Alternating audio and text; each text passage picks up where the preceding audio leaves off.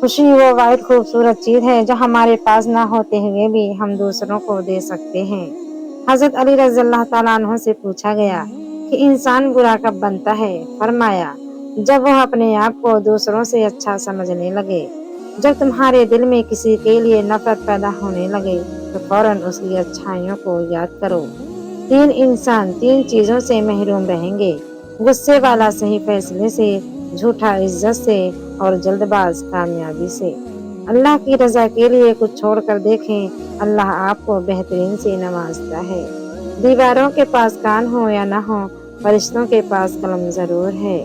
دنیا میں سب سے زیادہ مطمئن وہ لوگ ہیں جنہیں اپنے معاملات اللہ تعالیٰ کے سپرد کرنے کی عادت ہے۔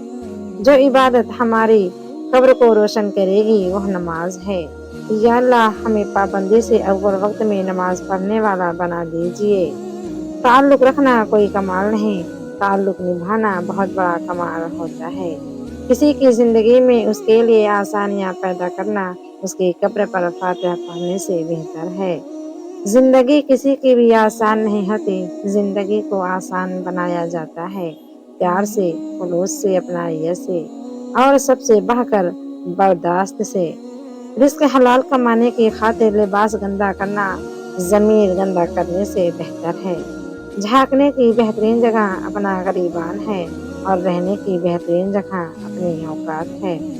رسول اللہ صلی اللہ علیہ وسلم نے ارشاد فرمایا، جب تم میں سے کسی کو غصہ آئے تو اگر وہ کھڑا ہو تو بیٹھ جائے، اگر غصہ ختم ہو جائے تو ٹھیک ہے، ورنہ پھر لیٹ جائے۔ مشکلیں دینے والوں سے بڑا مشکلوں سے نکالنے والا ہے۔ یہ بات سمجھ آ جائے تو مشکل زیادہ دیر مشکل نہیں رہتی۔